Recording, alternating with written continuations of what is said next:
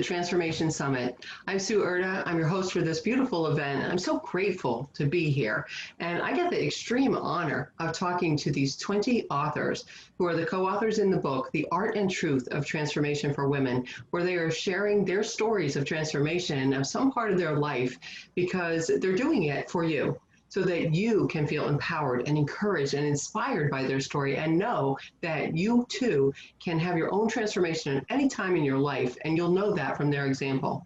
So thank you for listening in and hearing these stories now. I'm so grateful to get to introduce you to these authors. And today I have the pleasure of talking with Sandy Levey-Lunden. She is a wonderful woman. I'm going to read a brief introduction of Sandy so you can know something about her, then we'll talk with her. Sandy is an international speaker, counselor, and life coach for over 40 years. She's created 24 original series, each in response to a challenge presented to her by someone during one of their life coaching or counseling sessions. Sandy was one of the first and original life coaches in the 1980s, and before this career even existed. So that's really kind of cool. I love that. Her unique style of coaching has helped over 40,000 people in North America, Australia, and Europe to heal their past negative beliefs, traumas, personal pain, and relationship challenges. Sandy lived in Sweden for 11 years and now resides in beautiful Bellingham, Washington in the Pacific Northwest. And Sandy, I'm so grateful to talk to you today. How are you? I'm doing well. I am happy to do this interview with everybody who wants to hear about my transformation and how it can spark something in their own lives.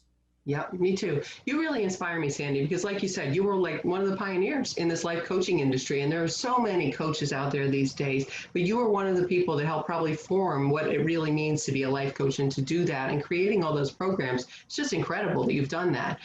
And I love what you have chosen today for your topic for this interview, the power of clearing. Release the negative past and fearful future to live in the powerful present. That is so good. I can't wait to hear what you say. But first, let's talk about your own journey, your personal journey, because you have had a very interesting and fulfilling life. So let's tell the audience a little bit about that. Well, we all have a journey that is a story, or kind of like a movie. And I can remember back to when I was 7 years old.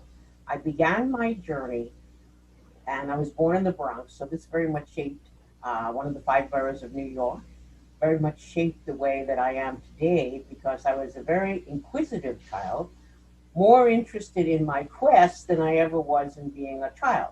Like, I wasn't interested so much in playing. I was interested in talking to people who were mainly adults at that time, asking them questions like, why do you repeat the same negative story over and over? Because, I would sit in my mother's kitchen, everybody would show up there. We lived in a tenement, and people would come in and out all day long and basically would do what I call share or speak. And they were sharing their most difficult stories or pain. So I got to be privy to what was bothering people. And I saw, even as a child, I could see that some people had a happier life, and some people had the same story. They were coming in every few days and repeating and going over their pain. So really, I was on a quest since I was a child to help people notice their pain or suffering and find a method to release it. Mm. I started into that when I was 7 years old, asking my mother the big question over and over, and asked in many ways and many times, why are you here? I would sometimes say, why did God send you?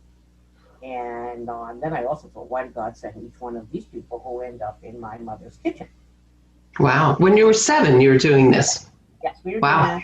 And my mother made a joke one day. She had 2 jokes. One was, are you writing a book? That was from the quest. And I said, no, I just want to know. I'm not writing anything. And because I just want to know, how does life work? And I even said that sometimes. And the other thing is, if you could tell me why you're here, because there must be a reason that each individual person is here. I always thought it can't be an accident, even at 7 years old. There must be an individual reason. And that became my lifelong quest. And that's why in 1980, when I started my professional business, I called the business on purpose.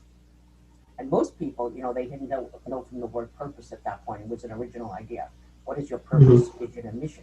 I was into that in 1980, but I actually been into it since I was 7 years old, looking for the answer and how people Wow. would discover it, really. That's amazing. That's so amazing because you're right. Purpose, just what the past 20 years, I guess, and really specifically the past maybe 10 years, purpose is more and more important to people. And so I love that. In fact, our next anthology book is all around the topic of purpose. So I love that. It's so interesting. I'm very excited by the title of it. Yeah.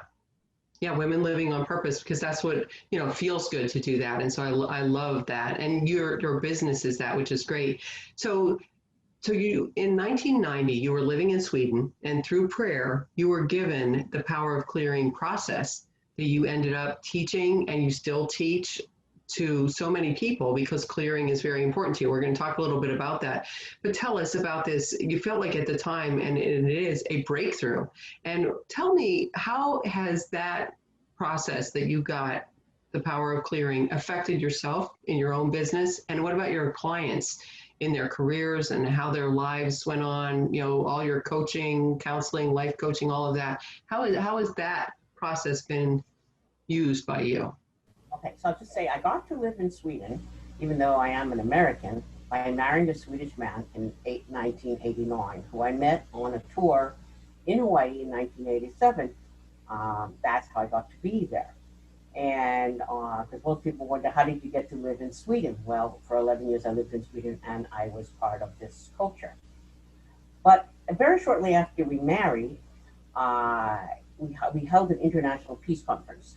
And in that conference, he felt he had fallen in love with another woman who was like, say, 30 years younger than us, and thought he would want to be with her, perhaps.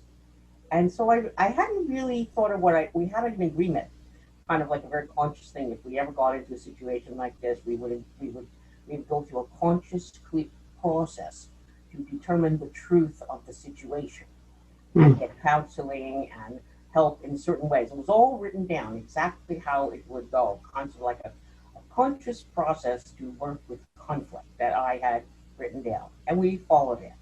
And part of it I felt was he didn't really want to have all this counseling that I wanted to have, because that's my field. I decided to do a prayer, kind of like in my desperate situation. I felt I want to do this prayer that I did when I was a child, asking God to show me the answer. And I said, to all pain and suffering in relationship, and a process that would free everyone from anything that had to do with infidelity, betrayal, abandonment, separation, and rejection. These were the words. Mm-hmm. And I said I could last 31 more days with my husband visiting his girlfriend. And my husband thought this was a very, because he wanted to go visit her and then come back. And I said, well, it's a very difficult thing for anybody to do. He said, well, you're a counselor. You're a life coach. You should be able to do it. And I said, if I wanted to, I could. But I don't really want to. I have to want to be able to do it. And so this prayer went on for 30 days, 30 nights. I was praying constantly. In other words, I had my daughter at that time. She was 4 years old, Charisma, her name is. And when I wasn't talking to Charisma, I was in the prayer. So I didn't see any clients. It was a miracle that happened that I had a course happening that weekend at the end of the 31st day of the prayer called The Art of Surrender. I thought this is going to be a huge surrender if I make it to that course and there are any people in it. Because I thought, who would want to come to a teacher who was in so much pain and suffering as us was going through? I thought, there'll be no one registered for the course and I could cancel it. But that was not true. 35 people registered on their own without me doing anything.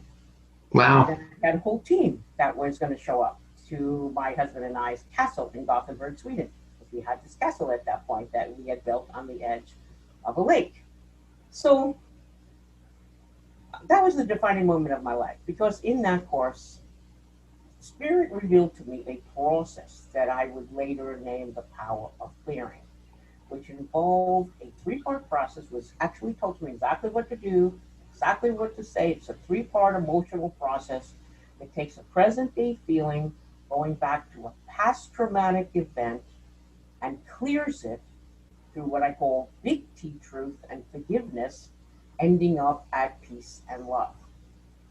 And Wow. so I tried it constantly throughout the course on all these people and on myself, because in order for me to teach, I had to get clear.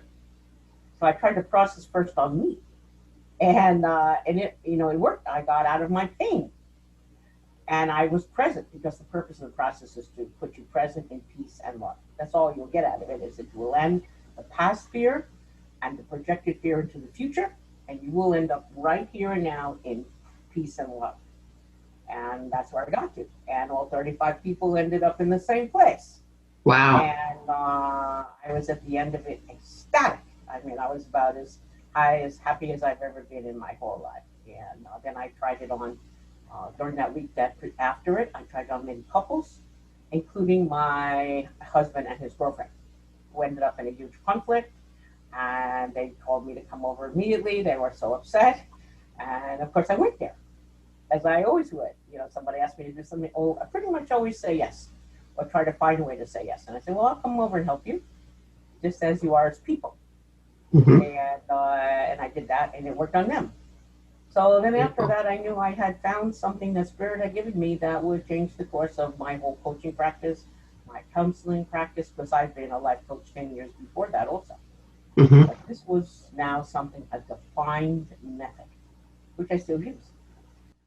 Wow, I love that. So let's talk specifically about this. We're talking about clearing. For the audience, just explain to us what you mean by clearing, and why do we have to do it? Why is it important that we clear our guilt, our shame, anything else like that? Well, you're right, Sue. Specifically, what we're really clearing is our guilt, our shame, and our fear, and the negative beliefs that we interpreted that these incidents mean to us. Like, I'm not good enough. I'm not worthwhile. No one will ever love me. I'll never be chosen. No one will ever listen to me and care what I'm saying. I am powerless. I am worthless. And these beliefs keep coming up all the time in what I call core beliefs. They're attached to incidents. Most of these incidents are buried so deep in the unconscious and subconscious, it would never be accessed except through a very unusual method like the clearing. In the clearing, I've had thousands of people remember incidents they could not tell me about ever before the clearing. So the clearing will take a few remarks or a few emotional statements and end up somewhere where a person never thought they'd ever go. And that's what I love about clearing. It comes so fast to the point where the originating incident of the trauma will come forth. Mm. Interesting. So do you find that most trauma happens like this before we're a certain age? Like, is it age 6? I've heard that before. Like, almost everything, all our subconscious beliefs are installed before we're age 6, basically, and then we keep building on that. But are you the traumas you're talking about usually something in childhood? Yes, we're usually talking about something I always say before age 7, but it can be a little bit later. Mostly everything that has ever happened happens before that. And of course, as a grandmother, which I am now, I have 5 grandchildren. I'm watching it more clearly than I ever understood it before, because I didn't have all these wisdom, knowledge, and processes when my daughter was that little, but I'm watching it in my grandchildren like I was doing some kind of a study, actually, to be sure that nothing happens that we don't complete and take to peace. Like, for instance, my grandchild, when he was 3, fell off the little bridge that goes from my house, the neighbor's house, to a small stream, what we call a brook, because it's, you know, actually a brook, and it can be like a river at moments. It's so raging in the winter. So he fell into it, fell off the bridge, and he fell into it. And now it wasn't very tremendous fall, maybe say 2 feet, but it was traumatic to end up in the freezing water, especially when he expected. So we went over it many times to feel that he felt okay about it, that he saw it was a mistake, that he was okay, and that he can trust, and he could see it was very slippery. Anybody would have fallen, over and over it. And then I felt good about it, so that it didn't end up to be one of these traumatic, shocking moments. Wow. Yeah, very important. I can understand that. And what the process you just described is perfect for parents or grandparents in this case too, to use with kids. That's a wonderful thing. You know, it's so interesting, Sandy, because I know this is your life work. You know, this is what you've been doing your whole life, is helping people clear this stuff so that they can be here in this powerful present. Why are you so passionate about helping people clear their negativity? Well, that's always a good question. Why was actually I thought I was actually sent here with that actual mission. You know, when you say why did God send you?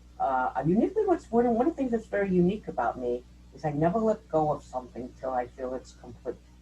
Like the client might leave, but if it didn't get completed, I have never let go of it. I will remember it for 30, 40 years, as I have some of those things in my mind. I have very few things that I feel didn't get completed, but I have things in process, like that have been going on, say, 1 or 2 years. Like I'm working on something like that right now. Last night, a piece of it came in that I've been looking for, say, for a whole year. And I've been Wow. working on it with another person for the last 24 hours when the piece emerged. So, in other words, what works in a powerful process like that is two or more engaged in an intention. Just like we started out the clearing. And that this intention will carry you through till the answer has really come through. That's why anybody that I join with as a client or a friend, we have an intention or a clear thing we're working on, a clear purpose. And we will get there no matter what, as long as we stay open to looking at all the signs that we're given and all the messages, which we're Mm. always getting there, even though we may think we're not getting there. Yeah, it's amazing. And then it seems like for me anyway, there's layers. There are layers of the onions. For instance, they say peel back the layers, and you think you've healed it maybe, and yet there might still be something else, that little thing still stuck in there. So that's what you help people clear as well. First, you help identify it, and then help to clear it. Right. I'm working with a psychiatrist. We're colleagues. 18 years I worked with the same psychiatrist for my clients. And last night, as I said, we came to a piece that I never thought we'd ever get. And it looked really hopeless because it even involved illegality. Mm. And I didn't know if we'd ever get there, but I was praying very hard, and everybody involved actually was praying, except maybe the client, but other people who were involved in it were praying. And we came there. And it was a huge breakthrough to faith Mm. and intention. So one thing that's unique about me is I never let go of it till it has moved and it is solved. It'll be in my head forever. Love it. I love that. Now, you've worked with lots and lots of clients over all these years. Do you find that there's some kind of common theme or common obstacle or some kind of common topic that a lot of people have that they come to you that you help? Yeah, one of the things I work with is separation. That they believe they have a conflict, maybe from their husband, wife, mother, brother, sister, child, and I work to bring the conflict of separation back to peace and love. That's something I always work with. Hmm. Abandonment or rejection or betrayal. I find these important themes in divorce and in the will. A lot of people, when they receive inheritance, go through a betrayal with somebody or a Mm. conflict about the will, which could end up in separation from that person. And I always say, we really want to solve this without a lawyer, if possible, so that we could come back to love no matter what the outcome is, because we're always in relationship with people forever. It's Mm. not ever over. So if there is a conflict, we'll take it to our grave. We'll always be thinking about that. That person and I do not feel good about each other, and we're not at peace and love. So every relationship has to go to peace and love in order for us to be able to sit there on our deathbed and feel we are complete. Yeah. Wow. Wow, that's great. So you mentioned divorce or separation. Let's talk about divorce specifically because you've worked with obviously many divorced people or people contemplating divorce. What would you say is the most common mistake people make when they're deciding to get divorced? One thing that they believe is that the relationship is over, and that this piece of paper will get them out of this relationship, and they will not have to deal with this person ever again. And that's a fallacy. I have, I'm writing one book on the power of clearing, which I Mm. called I Just Want Peace. And I wanted to call one of the books I was writing There Is No Divorce. But my daughter Charisma said that nobody will buy my book if I call it There Is No Divorce, because everybody wants to be divorced. So that was funny. Yeah. And I had never thought of that idea, because I actually believe there is no divorce, in the sense that people are trying to get divorced, which is to get rid of this person because they have upset them so much. And in the clearing process, each window that somebody upsets us in, or what they do or say that upsets us, is an opening to what we need to clear. So each upset is kind of like a win or some kind of gift, because it shows me what I need to clear or release about, even though it doesn't feel good at the time. That I could be very upset, I could be what I call very triggered or very perturbated or very out of kilt. But it is a doorway to what I really need to release about. So the hardest people that we have in relationship are the ones that are closest to us. It could be our husband, our wife, our best friend, our brother, our sister, our mother or father. But the ones that are the hardest are the greatest breakthroughs to us in the clearing. That's why when I do the process with somebody, in general, I always work with all these characters to be sure there isn't a nugget of something we could get to in your own personal clearing of what you need to clear inside yourself to feel really complete at love, peace, and joy about these people. That these people were nothing. So we never divorced them. In other words, many years ago, I worked with this love lawyer when I lived in San Francisco, because I still also did live in California for 20 years, in San Francisco, and Haight-Ashbury, in Marin County, Mill Valley, Tiburon, all those lovely places. And I met this love lawyer, and he and I worked together. Did you call him a love lawyer? Yeah, he was a love lawyer. He called himself that. And we worked together for years because he would work with these divorce cases, and I would work with them emotionally. We had a pact, he and I, or an intention, that these clients would come back to love with the original person they were divorcing, or he would not get them a divorce. Wow. Because he and I agreed that you don't get divorced unless you're clear, in the sense that you no longer have them as a bag you're carrying on your back, that you're always going to think about what happened between you and her or him, and so excite this in your new relationship and think it's going to happen again. And it would if it's not cleared. Otherwise, anything that didn't get cleared in one relationship will carry you to the next in some way, be projected into it, and it will be something that will come up between you and that new person, even if it takes a year for it to surface. Because in the beginning, we can all have a honeymoon, but as time goes on, what I haven't cleared in my bag of the past, of my negative traumas and my negative beliefs, will always be projected into the new situation. And that is something that I can say is absolutely true. Yeah. Well, and I've heard the saying, oh, you keep marrying the same person over and over and over. So those are the people that have not cleared. They're marrying the same lesson, actually, over and over and over. It may look like something new, but in essence, when we take it through and it's gone on for years, I have a person I'm working with now about that, and it will be happening over and over in a different way. But it will say the same thing. Right. Wow, great. You know, we're near the end here, Sandy. I just would wonder if you can just share with our listeners one final thought about, say somebody has something that's nagging at them that they know they have to release. What can you tell them they can do today to get the process started?